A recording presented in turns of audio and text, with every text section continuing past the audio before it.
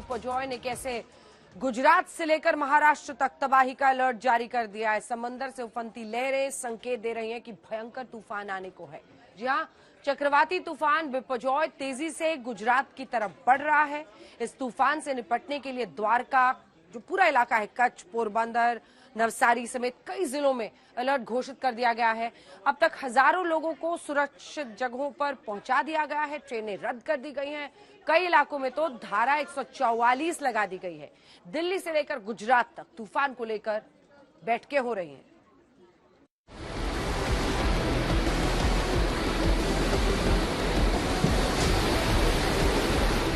ये है चक्रवाती तूफान के आने का संदेश। ऐसा लग रहा है कि मानो समंदर पलट जाएगा। उफनती लहरें पुल तक धावा बोल रही और समंदर की इन्हीं तस्वीरों ने चक्रवाती तूफान बिपरजॉय की दहशत लोगों के दिलों में पैदा कर दी। बेट द्वारका में इस पुल पर कुछ लोग खड़े होकर उफनते समंदर को देख रहे थे। अचानक ऐसा हाई टाइड आता है कि इनको मौत नजर आने लगती है। ये देखिए कैसे इस शख्स ने रेलिंग पकड़कर अपनी जान बचाई और अब इस शख्स को देखिए कैसे उसने लहरों के तांडव से खुद को बचाने के लिए मोटरसाइकिल दौड़ा दी।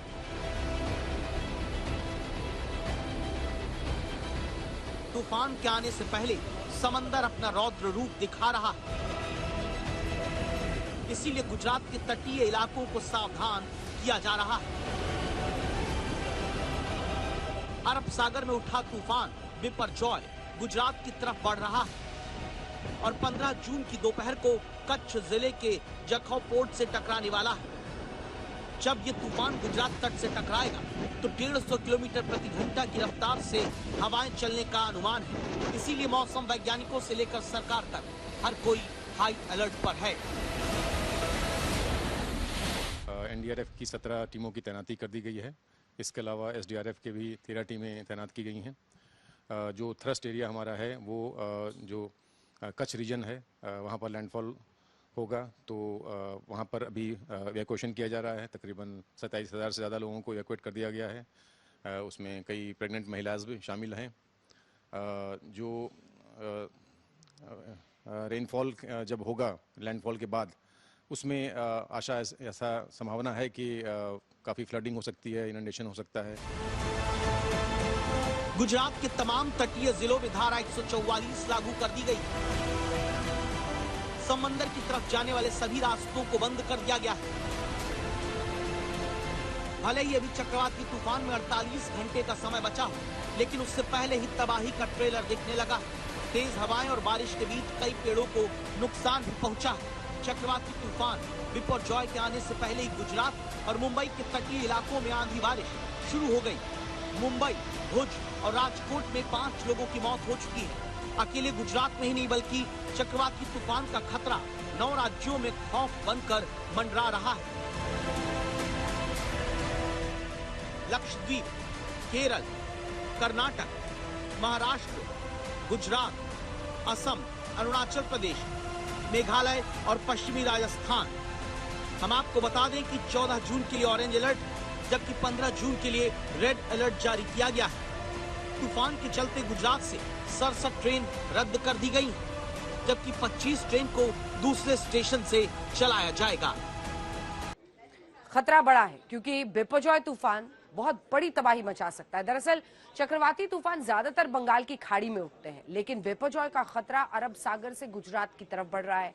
अमूमन अरब सागर में चक्रवाती तूफान के उठने का खतरा कम रहता है, लेकिन कुदरत की उल्टी चाल के चलते अरब सागर से चक्रवाती तूफान का खतरा बढ़ रहा है।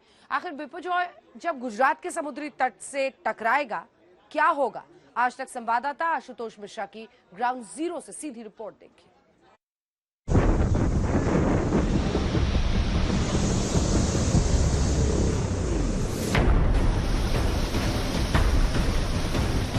तबाही का मंजर कितना खौफनाक और भयावह होगा अभी भविष्यवाणी करना मुश्किल है, लेकिन कुदरती कहर से निपटने की तैयारी पूरी है। गांव के गांव खाली हो चुके हैं, घरों पर ताले लटक रहे हैं। आज तक संवाददाता आशुतोष मिश्रा कच्छ के मांडवी पहुंचे।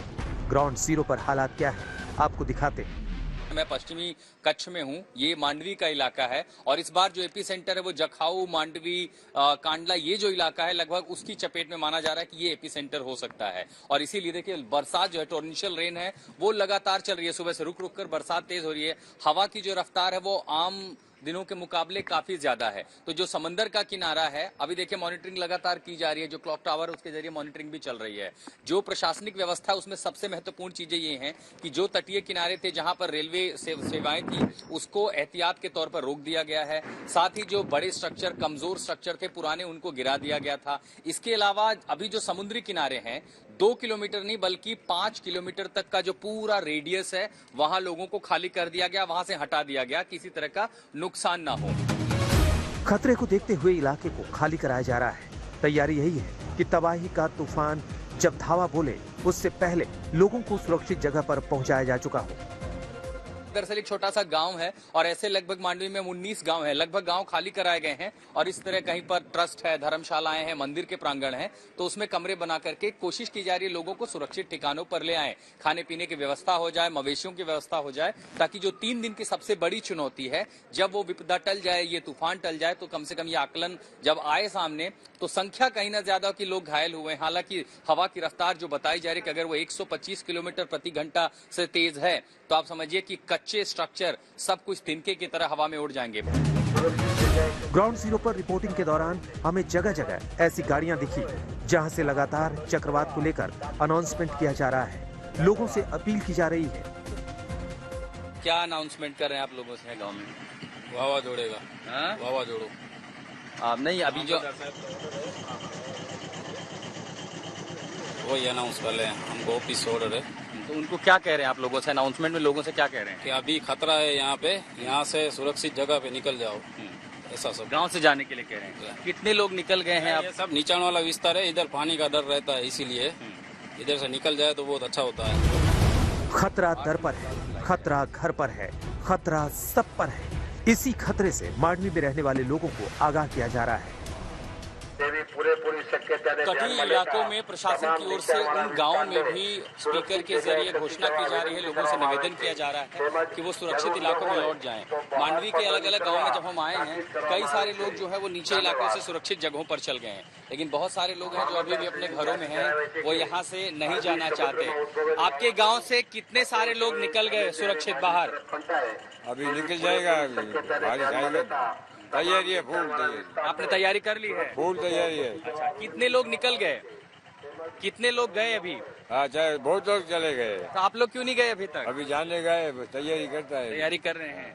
डर लग रहा है मन में, जो कुछ सुनाई दे रहा है कि नहीं, डर क्या लगेगा, ऊपर वाले की मर्जी होगी होगा। कुछ लोग अभी भी गांव में मौजूद हैं, लेकिन लोगों का दावा है कि जल्द ही सुरक्षित जगह पर शरण लेंगे। आज तक संवाददाता आशुतोष एक ऐसे ही घर में पहुंचे जहां पैकिंग पूरी हो चुकी थी और लोग अपना ही घर छोड़कर जाने वाले थे। ग्रामीण इलाकों में जो लोग हैं, तटीय इलाकों में, अब वहां पर जाने की तैयारी कर रहे हैं। बहुत सारे लोग सुरक्षित जगहों पर चले गए हैं। अब ये देखिए जरूरत का सामान है, कुछ लोग पर्यटन से जुड़े हैं मांडवी में, जैसे ये सैंड स्कूटर है। फिर हम जब अंदर आते हैं तो ज्यादातर परिवार जो चले गए हैं, बोरों में अलग अलग सामान अब बांध लिया गया है। तो कुछ अपने मवेशियों को ले जाने की तैयारी में, देखिए घरों में ज्यादातर सामान जो है वो अब खाली है, सब कुछ पैक हो चुका है। तो कुछ देर रात या फिर संभवतः 14 तारीख तक की कोशिश है कि लोग सुरक्षित इलाकों में निकल जाएं, ताकि जब हवा की रफ्तार बढ़े तो यहाँ पर कोई ना हो। कम से कम जो सबसे बड़ी चुनौती है कि कम से कम जान माल का नुकसान हो, संपत्ति का नुकसान हो। मतलब ये कि तूफान से निपटने की तैयारी जारी है। मांडवी गांव के ज्यादातर गांव में और लगभग तटीय इलाकों में जहां पर इस साइक्लोन का असर होगा, गांव सारे खाली हो चुके हैं, लोग सुरक्षित जगहों पर जा चुके हैं। अमूमन ये मछुआरों का समाज है जो इन इलाकों में रहता है, और मछुआरों से बेहतर समंदर को कोई नहीं जानता। वो हवा की दशा दिशा समझते हैं और खतरे को भांपते हैं। लेकिन नगर पालिका, स्थानीय प्रशासन और गाँव में जो सेल्फ वॉलंटियर ग्रुप है, उनकी कोशिशों के चलते आप देखेंगे कहीं घोषणाएं हो रही हैं, जगह पे जो लोग ताले लगाकर सुरक्षित चले गए हैं। अलग अलग जगहों पर, चाहे धर्मशालाएं हों या मंदिर हों, प्रांगण हों, ये व्यवस्था की गई है कि लोग कम से कम सुरक्षित रहें कि जब तक कि खतरा टल नहीं